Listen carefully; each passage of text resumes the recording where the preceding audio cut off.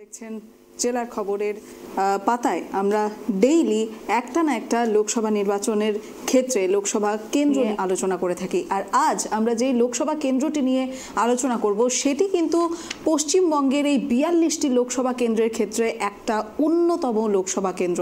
আজ আমরা যে লোকসভা কেন্দ্র নিয়ে আলোচনা করব সেটি হচ্ছে যাদবপুর। আর যাদবপুরে ভোট গণনা যেদিন হবে সেটি তো আপনারা নিজেরাও জানেন যে জুন মাসের ৪ তারিখ। তবে ভোট গ্রহণ যাদবপুর লোকসভা কেন্দ্রে কিন্তু একেবারে শেষ পর্যায়ে অর্থাৎ সপ্তম পর্যায়ে জুনের ১ তারিখে হতে চলেছে।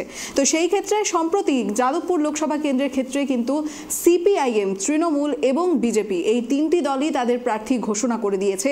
আর সেই ক্ষেত্রে যেমনটা দেখা যাচ্ছে এইবার যাদবপুরে কিন্তু একেবারে চোখ ধাঁধানো এবং নজর কাড়া এক প্রকারের হাড্ডাহাড্ডি লড়াই হতে চলেছে। তবে এই বিষয়ে আমরা আরও বিস্তারিত আলোচনা করব, তবে তার আগে আমরা দেখে নেব এই প্রতিবেদন। পশ্চিমবঙ্গের সবচেয়ে গুরুত্বপূর্ণ লোকসভা আসনগুলির মধ্যে অন্যতম হল যাদবপুর লোকসভা আসন। এখানে বরাবরই গুরুত্বপূর্ণ প্রার্থী দাঁড় করানো হয়। এই কেন্দ্র একসময় সিপিআইএম এর শক্ত ঘাঁটি ছিল। ২০০৯ সালে সেই ঘাঁটি দখল করে তৃণমূল। যাদবপুরের বর্তমান সাংসদ অভিনেত্রী মিমি চক্রবর্তী, তিনি তৃণমূল কংগ্রেসের হয়ে ২০১৯ সালে লোকসভা প্রার্থী হয়েছিলেন, কিন্তু সম্প্রতি তিনি সাংসদ পদ থেকে ইস্তফা দিয়েছেন। এবার সেই আসনে তৃণমূল প্রার্থী করেছে সায়নী ঘোষকে। যাদবপুর লোকসভা কেন্দ্রের অন্তর্গত ৭টি বিধানসভা কেন্দ্র। দক্ষিণ চব্বিশ পরগনা জেলায় অবস্থিত এই বিধানসভা কেন্দ্রগুলি হল বারুইপুর পূর্ব ও পশ্চিম, সোনারপুর উত্তর ও দক্ষিণ, যাদবপুর, টালিগঞ্জ ও ভাঙড়। যাদবপুর লোকসভা কেন্দ্রে আনুমানিক ২২,৪৭,৪৭৯ জনের বসবাস। এর মধ্যে ৪২.২৪% গ্রামে এবং ৫৭.৭৬% মানুষ শহরে বসবাস করছেন। ২০১৯ সালে লোকসভা নির্বাচনে জয়ী হয়েছিলেন তৃণমূলের প্রার্থী মিমি চক্রবর্তী। তিনি মোট ৬,৮৮,৪৭২ ভোট পেয়েছিলেন। প্রাপ্ত ভোটের হার ছিল ৪৭.৯১%। বিজেপির প্রার্থী হয়েছিলেন অনুপম হাজরা। তিনি ভোট পেয়েছিলেন ৩,৯৩,২৩৩। ভোটের হার ছিল ২৭.৩%। সিপিআইএম এর প্রার্থী হয়েছিলেন বিকাশ রঞ্জন ভট্টাচার্য। তিনি ভোট পেয়েছিলেন ৩,০২,২৬৪। তার ভোটের হার ছিল ২১.০৪%। এদিকে ২০১৪ সালে যাদবপুর কেন্দ্র থেকে জয়ী হয়েছিলেন তৃণমূল কংগ্রেসের প্রার্থী সুগত বোস। সেবার তিনি মোট ৫,৮৪,২৪৪টি ভোট পেয়েছিলেন। তার ভোটের হার ছিল ৪০.৬৬%। দ্বিতীয় স্থানে ছিলেন সিপিআইএম এর প্রার্থী সুজন চক্রবর্তী। তিনি ৪,৫৯,০৪১টি ভোট পেয়েছিলেন। তার প্রাপ্ত ভোটের হার ছিল ৩১.৯৫%। বিজেপির প্রার্থী হয়েছিলেন স্বরূপপ্রসাদ ঘোষ। তিনি ১,৫৫,৫১১টি ভোট পেয়েছিলেন। মাত্র ১০.৮২% ভোট পেয়েছিলেন তিনি। এদিকে ২০০৯ সালে প্রথম যাদবপুর কেন্দ্রে জয়ী হয় তৃণমূল কংগ্রেস। প্রার্থী হয়েছিলেন গায়ক কবির সুমন। তিনি মোট ৫,৪০,৬৬৭ ভোট পেয়েছিলেন। ভোটের হার ছিল ৩৭.৬৩%। দ্বিতীয় স্থান পেয়েছিলেন সিপিআইএম এর প্রার্থী সুজন চক্রবর্তী। তিনি ৪,৮৪,৪০০টি ভোট পেয়েছিলেন। তার ভোটের হার ছিল ৩৩.৭১%। বিজেপির প্রার্থী হয়েছিলেন সনৎ ভট্টাচার্য। মাত্র ২৫,৩৩১টি ভোট পেয়েছিলেন। ভোটের হার ছিল ১.৭৬%। তবে এবার অর্থাৎ ২০২৪-এর লোকসভা নির্বাচনে যাদবপুর লোকসভাবাসী কাকে জয়ী করেন সেটাই এখন দেখার বিষয়। Bureau report, tribe TV Bangla.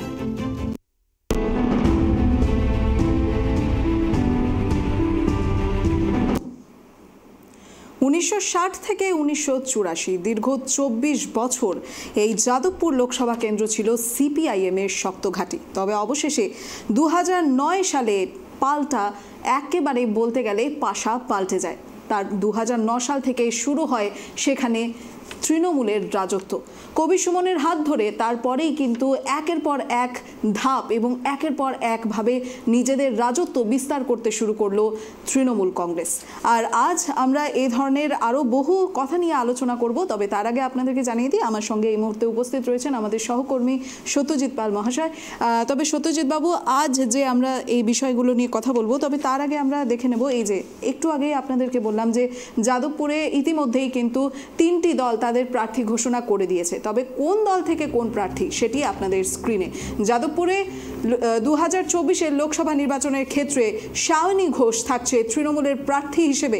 আর পাশাপাশি যেমনটা দেখা যাচ্ছে যে সিপিআইএম থেকে এবার সৃজন ভট্টাচার্যকে প্রার্থী ঘোষণা করেছে, আর পাশাপাশি অনির্বাণ গঙ্গোপাধ্যায় বিজেপির পক্ষ থেকে যাদবপুর কেন্দ্র থেকে লড়াই করবেন।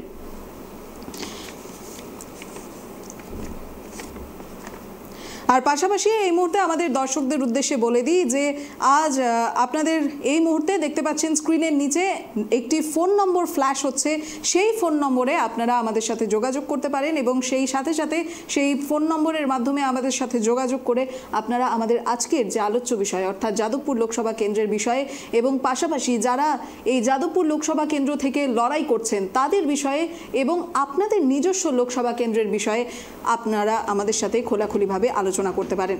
আমাদের স্ক্রিনে নম্বর দেওয়া আছে, আশা করি আপনাদেরকে বলতে হবে না, তবুও আপনাদেরকে একবার সেই নম্বর আমি বলে দিচ্ছি 9147108809, 9147108809। এই নম্বরে আপনারা কল করে আমাদেরকে যোগাযোগ করতে পারেন এবং আপনাদের আলোচ্য বিষয়গুলি আমাদের কাছে তুলে ধরতে পারেন। তবে সত্যজিৎ বাবু, এবার আমাদের এই অনুষ্ঠানের মূল পর্বে আসব, যে যেই জিনিসটা দেখা গেছে এবার তৃণমূলের পক্ষ থেকে সায়নী ঘোষকে কিন্তু এবার প্রার্থী হিসেবে যাদবপুর কেন্দ্র থেকে তারা বেছে নিয়েছেন।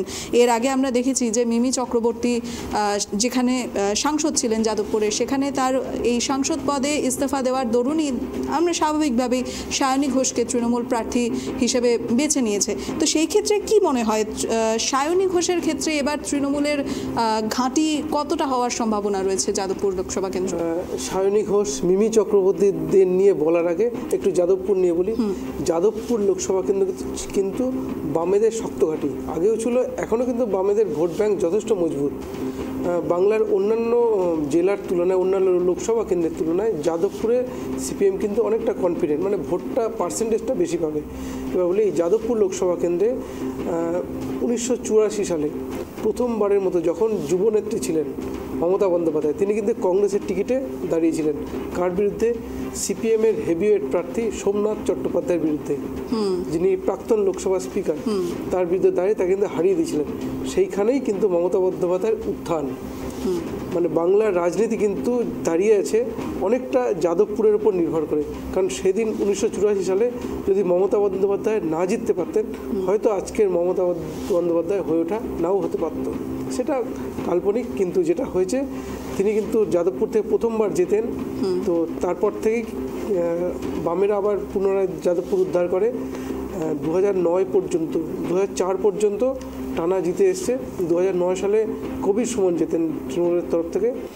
আর মিমি চক্রবর্তীদের নিয়ে যেটা বলবো, মিমি চক্রবর্তী গতবার দাঁড়িয়েছিলেন, অপোজিশন ছিল বিকাশ রঞ্জন ভট্টাচার্য সিপিএমের, বিজেপির অনুপম হাজরা। তো এবারে সায়নী ঘোষ, মিমি চক্রবর্তী অভিনেত্রী, হয়তো যারা অ্যাক্টর অ্যাক্ট্রেস এরা হয়তো রাজনীতিবিদদের সাথে তো মানিয়ে নিতে পারেন না, যেই কারণে কিন্তু শেষ মুহূর্তে কিন্তু উনি ইস্তফার কথা বলেন, যার ফলে ওখানে প্রার্থী পরিবর্তন করেছে। আর সায়নী ঘোষ কিন্তু তৃণমূল কংগ্রেসের বর্তমানে যুব সভানেত্রী। কিন্তু সায়নী ঘোষ তো এক কথায় বলতে গেলে তিনি নিজেও কিন্তু অভিনেত্রী একদম, কিন্তু তিনি সংগঠনের দায়িত্ব তাকে দেওয়া হয়েছে। তিনি রাজনীতির মধ্যে অনেকটা নিজেকে মানিয়ে নিতে পেরেছেন, যেটা মিমিরা পারেননি। কিন্তু কারণ আমরা দেখেছি একজন কি বলবো পার্লামেন্টের মেম্বার, তিনি মাঝে টিকটক করেন, জানি অনেক সব ট্রোল হয়, মিমি হোক নুসরাত হোক, অন্য সাংসদদের কিন্তু সেভাবে দেখা যায় না, কিন্তু এরা কিন্তু হতেন। তো স্বাভাবিকভাবেই তৃণমূল কংগ্রেস এই জায়গা থেকে নিজেদের সায়নী ঘোষকে প্রেজেন্ট করেছে। তবে সায়নী ঘোষের ক্ষেত্রে আরেকটা কথা বলা যেতে পারে, তিনি কিন্তু বহু আগের থেকেই কিন্তু এই রাজনীতিবিদদের মধ্যেই কিন্তু তিনি মানে তার অভিজ্ঞতা অনেকটাই কিন্তু হাসিল করে নিয়েছেন। কারণ আমরা দেখেছি 2021-এর বিধানসভা ক্ষেত্রে কিন্তু তিনি আসানসোল দক্ষিণ থেকে কিন্তু প্রতিদ্বন্দ্বিতা করেছিলেন। যদিও সেই সময় তিনি পরাজিত হয়েছিলেন, সেটি আলাদা কথা, কিন্তু তিনি এই রাজনৈতিক মহলের সাথে কিন্তু বহু ক্ষেত্রেই অবগত বলা যাচ্ছে। শুধু 2021 নয়, কারণ এর আগেও বিশেষ করে বামপন্থী মনোভাবাপন্ন ছিলেন সায়নী ঘোষ। কারণ যেটা নন্দনে কোনো একটা সিনেমা নিয়ে সায়নীর কোনো এক সিনেমা সেখানে করতে পারেনি, সেখানে কিন্তু প্রতিবাদ করেছিল সায়নী। সুতরাং বাম মনোভাবাপন্ন কিন্তু আগে থেকেই ছিলেন। এবার পুরোপুরি উলটপুরাণ 2021-এর আসানসোল দক্ষিণ থেকে তৃণমূল কংগ্রেসের প্রার্থী, তারপরেই উত্থান সায়নীর। কারণ সায়নী যেই ধরনের রাজনৈতিক কর্মসূচিগুলো করতো তাতে অনেকটাই নিজেকে মিশে যেতে পারতো সহজে, যেই কারণেই কিন্তু সায়নীর এই উত্থান। পরবর্তীতে তাকে যুব সভানেত্রী করে তৃণমূল কংগ্রেস এবং এবারে লোকসভা নির্বাচনের প্রার্থী। যাদবপুরের মতো একটি কি বলবো একটি গুরুত্বপূর্ণ সিটে প্রার্থী করেছে। বেশ, তবে যেমনটা দেখা যাচ্ছে যে তৃণমূলের পক্ষ থেকে সায়নী ঘোষকে প্রার্থী করা হয়েছে, সিপিআইএম এর পক্ষ থেকে সৃজন ভট্টাচার্যকে প্রার্থী করা হচ্ছে। তো তারা কিন্তু বহু ক্ষেত্রেই বলতে গেলে রাজনৈতিক মহলের সাথে কিন্তু অনেক দিক থেকেই কিন্তু জড়িত রয়েছে। সেই ক্ষেত্রে বিজেপি অনির্বাণ গঙ্গোপাধ্যায় তিনি কিন্তু একজন বিদগ্ধ ব্যক্তিত্ব, তবে তার ক্ষেত্রে সেই রাজনৈতিক মহলের ক্ষেত্রে তার কি সম্পর্ক থাকতে পারে? না, তিনি তো সংঘের লোক, বিজেপি যেখান থেকে প্রেজেন্ট করে তিনি কিন্তু সংঘের লোক। সংঘের লোকেরা যে রাজনীতি থেকে দূরে থাকে তা কিন্তু নয়। রাজনীতি বিজেপির রাজনীতি বিজেপির ঘরের লোক বলা চলে। হয়তো প্রকাশ্যে কোনো ভোটের নির্বাচন লড়াই করেননি, 21-এ লড়েছিলেন, তারাই কোনো নির্বাচন দেখা যায়নি, কিন্তু উনি কিন্তু বিজেপির ঘরেরই লোক একেবারেই। তবে সেই ক্ষেত্রে এবার বিজেপি প্রার্থী অনির্বাণ গঙ্গোপাধ্যায় কি বলছেন আমরা শুনে নেব। তাই গণতান্ত্রিক একটি ব্যবহার রয়েছে। তারা আমরা যে দলের প্রার্থী হই না কেন, এই যেমন আমি বিজেপির হয়ে গেছি, তারা আমাকে সাদরে আমন্ত্রণ জানিয়েছে, আমাকে স্বাগত জানিয়েছে এবং সৌজন্য বিনিময় করেছে। এটা আমার খুব ভালো লাগলো এবং এইখানে প্রচার করতে এসে আমি ভালো সাড়া পেয়েছি। ভোট বাক্সে কতটা প্রতিফলিত হবে বলে মনে হয় আপনার? সেটা যেদিন ভোট বাক্সে প্রতিফলন দেখা যাবে সেদিন বোঝা যাবে। ভালো প্রতিফলন হবে। ভাঙড়ে বড় সভা করার কি আছে? এখনো তো প্ল্যানিং হবে, সভা হবে, পথসভা হবে, বড় সভা হবে, সব ধরনের সভা, জনসংযোগ সব হবে।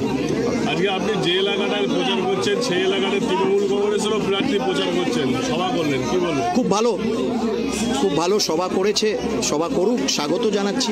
এটাই তো গণতন্ত্র, যে সকলে সভা করুক, কিন্তু অন্যদের বাধা যাতে না দেয়, বিরোধীদের বাধা যাতে না দেয় সেটা বলবো তাদেরকে। এবং তৃণমূলের যে ক্যান্ডিডেট, এই যে ধর্মের নামে যে রাজনীতি করে, তারা ধর্মীয় আবেগকে যে আঘাত করে, সেই ধর্মের নামে রাজনীতি থেকে ওরা যাতে দূরে থাকে এবং ধর্মের নামে যাতে আঘাত না করে। সত্যজিৎ বাবু এইমাত্র যে বললেন অনির্বাণ গঙ্গোপাধ্যায় যে ধর্মের নামে তৃণমূল নাকি আঘাত করে জনসাধারণকে, এই বিষয়টা কতটা জোরালো? একটা বিষয় ওনার বলার অ্যাঙ্গেলটা, তৃণমূল কংগ্রেসের যে সমর্থনটা পায় সেটা হচ্ছে সংখ্যালঘু, আর যাদবপুর লোকসভা কেন্দ্রে কিন্তু অনেকটাই সংখ্যালঘু ভোট, যার ফলে তৃণমূল চেষ্টা করবে যে পুরোপুরি সংখ্যালঘু ভোটটা নিজেদের দিকে টানা, যেটা ভাগ হয়ে যাওয়ার একটা সম্ভাবনা থাকে। কারণ বামপন্থীরা কিন্তু তারাও কিন্তু তাদের আন্দোলন কিন্তু এই পরিবর্তনের পরে উত্থান হয়েছে সংখ্যালঘু দিয়েই, আনিস খান কাণ্ড দিয়ে। সুতরাং তারাও চাইবে এই জায়গাটায় ফাটল ধরানো, যেখানে অনির্বাণ বাবু সেই কারণেই বললেন কথাগুলো। কিন্তু একটা জিনিস বলবো যে ভোটে কিন্তু এই সংখ্যালঘু হোক সংখ্যাগুরু, ধর্মীয় মেরুকরণটা না হলেই ভালো হয়। একেবারেই। তবে আমরা এবার আরেকজন প্রার্থী আমাদের যারা রয়েছেন সিপিএম এর পক্ষ থেকে এবার যাদবপুর লোকসভা কেন্দ্র থেকে বেছে নিয়েছেন সৃজন ভট্টাচার্যকে। তবে সৃজন ভট্টাচার্যের ক্ষেত্রে আমরা আগেও দেখেছি যে তিনি কিন্তু ছাত্র রাজনীতির সাথেও যুক্ত ছিলেন, তার পাশাপাশি এসএফআই এর রাজ্য সম্পাদকের পদও কিন্তু তিনি সামলেছেন। তো সেই ক্ষেত্রে তার এই এবারের লোকসভা নির্বাচনে জেতার যে সম্ভাবনা সেটা কতটা হতে পারে, কতটা জোরালো হতে পারে? সৃজন ভট্টাচার্য একেবারে তরুণ নেতা, হ্যাঁ, প্রথমবার নির্বাচনে লড়াই করছেন। তবে বামপন্থীদের শক্তি কিন্তু কমে এসছে, আগের মতো নেই। যদি থাকতো তাহলে অবশ্যই একটা হাড্ডাহাড্ডির ব্যাপারটা তৈরি হতো, কিন্তু বামপন্থীদের শক্তি অনেকটা কমে এসছে, ভোট ব্যাংক অনেকটা কমে এসছে। সুতরাং কতটা সম্ভাবনা আছে সেটা তো ভোটের ফলাফলে বোঝা যাবে। আর যেটা গুরুত্বপূর্ণ কেন্দ্র হচ্ছে যাদবপুর লোকসভা কেন্দ্রে ভাঙড় কিন্তু গত লোকসভা নির্বাচনে মিমি চক্রবর্তীকে 1 লক্ষের বেশি লিড দিয়েছিল একটা ভাঙড় বিধানসভা কেন্দ্র। সুতরাং এই ভাঙড় কিন্তু অত্যন্ত গুরুত্বপূর্ণ। 2021-এ এই ভাঙড় কিন্তু তৃণমূলের কাছ থেকে ছিনিয়ে নেয় আইএসএফ। নওশাদ সিদ্দিকী ওখানকার বিধায়ক। সুতরাং এই যে একটা ধাক্কা, এটা কিন্তু বিরাট ধাক্কা।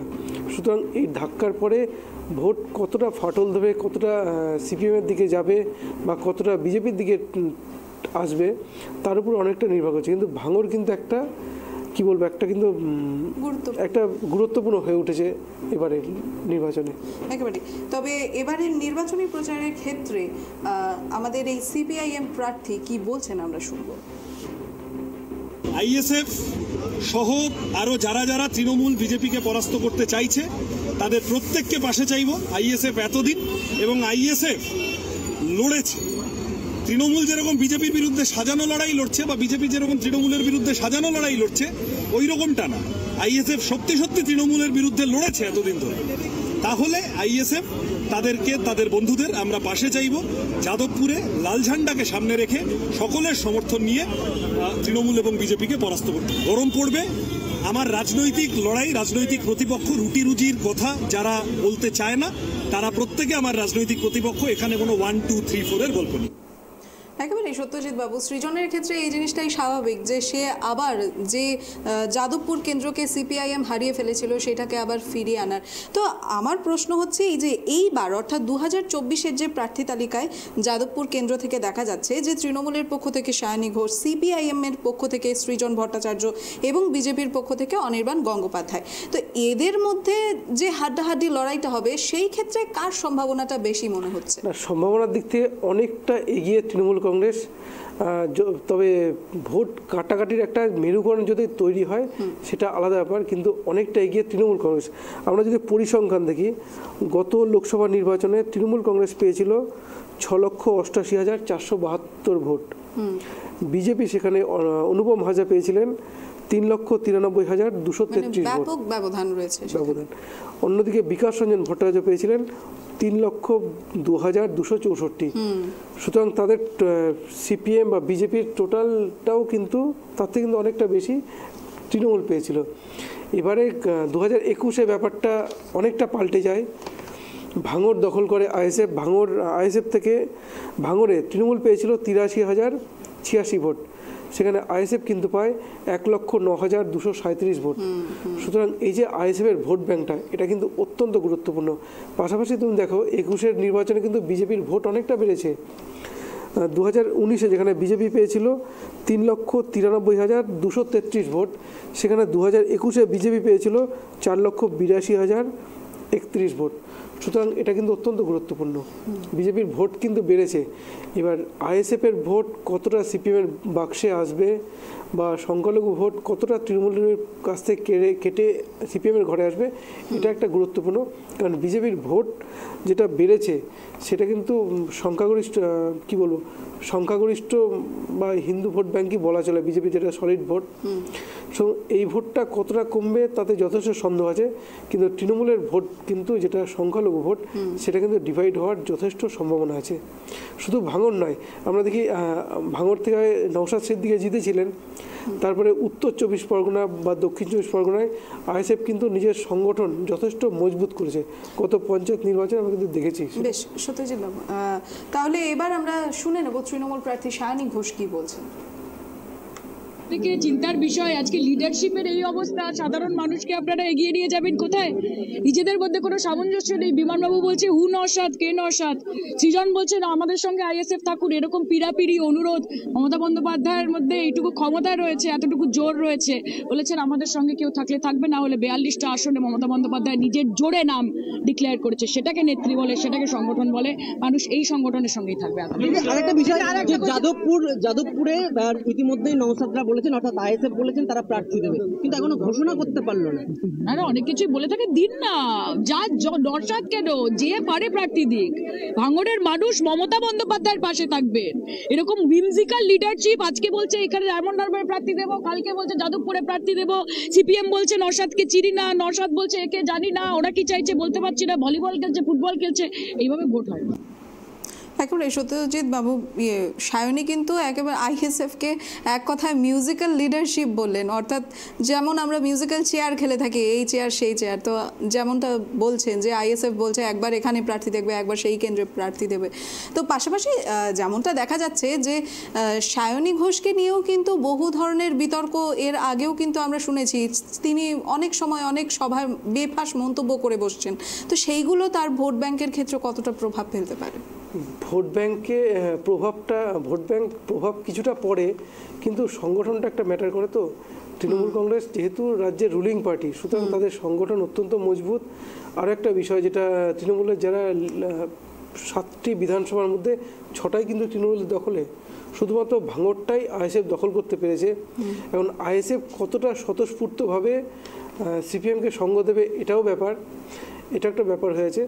আর তাছাড়া আর যেটা বিষয়, সায়নী ঘোষ মাঝে মাঝে বিফাস মন্তব্য করেন, শুধু তাই নয়, উনি কিন্তু অনেকবার বিতর্কেও জড়েন। বিফাস মন্তব্য নয়, আমরা যদি দেখি শিক্ষক নিয়োগ দুর্নীতিতে কিন্তু সায়নী ঘোষের নাম চলে এসেছিল, সেই কুন্তল ঘোষ বা অনেক রকম মিম তৈরি হয়েছিল সে সময়। তো সেটা নিয়ে তো তদন্ত চলছে, তদন্তের বিষয়, আদালতের বিষয়, আদালত দেখবেন। কিন্তু আমাদের যেটা বক্তব্য, রাজনীতিতে এগুলো না হলেই ভালো হয়, ব্যক্তিগত আক্রমণ বা কুরুচিকর আক্রমণ এগুলো না হলেই ভালো হয়। রাজনীতি হোক, দলগত রাজনীতি হোক, সেটাই সবথেকে বেস্ট হয়। একেবারেই।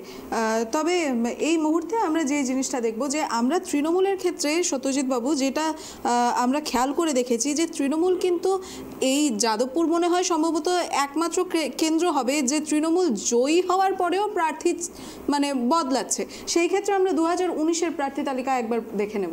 2019-এর লোকসভা নির্বাচনের ফলাফল অনুযায়ী প্রার্থী তৃণমূলের পক্ষ থেকে মিমি চক্রবর্তী ভোট পেয়েছিলেন 6,88,472 এবং পাশাপাশি এদিকে বিজেপির পক্ষ থেকে 2019 সালে অনুপম হাজরা 3,93,233টি ভোট পেয়ে দ্বিতীয় স্থান অধিকার করেছিলেন এবং পাশাপাশি থাকছে বিকাশ রঞ্জন ভট্টাচার্য সিপিআইএম এর পক্ষ থেকে 3,02,264টি ভোট পেয়ে তৃতীয় স্থান দখল করেছে। আর এদিকে দেখা যাচ্ছে নোটায় ভোট পড়েছে 15,541টি। তো সেই ক্ষেত্রে দেখা যাচ্ছে যে তৃণমূল এবং বিজেপির মধ্যেই বলতে গেলে সেই হাড্ডাহাড্ডি লড়াইটি দেখতে পেয়েছিল যাদবপুর লোকসভা কেন্দ্রের জনসাধারণ।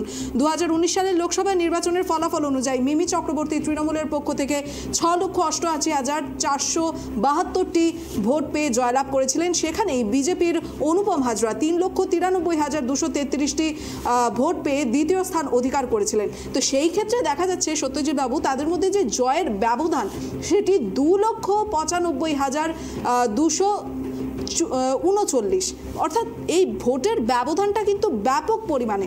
আর সেই ক্ষেত্রে আমরা যদি 2014 লোকসভা নির্বাচনের ফলাফলটা দেখি, সেবারও আবার কিন্তু তৃণমূল জয়লাভ করেছিল, কিন্তু দেখা যাচ্ছে যে তার প্রার্থী কিন্তু অন্য একজন ছিল, সুগত বোস, যিনি 5,84,244টি ভোট পেয়ে জয়লাভ করেছিলেন।